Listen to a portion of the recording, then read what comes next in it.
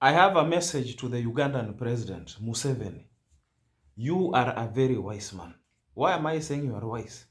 You didn't instruct your spoiled son, who sees himself as a god, to touch our mother, Mama Martha Karua.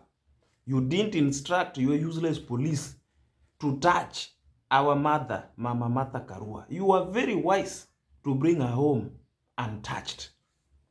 Otherwise, we Kenyans, not our army, we Kenyans could have descended on you like some of these.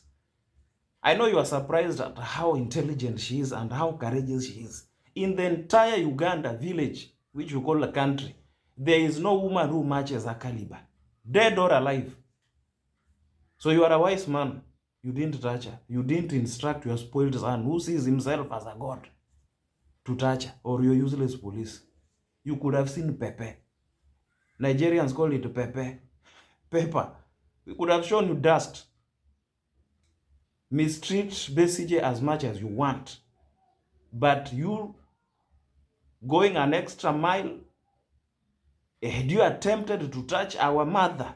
Here at home, we call her the Iron Lady. My friend, we could have shown you, we could have bought you some new pair of clothes. We normally just see you with yellow and white. We could have brought you black one this time round.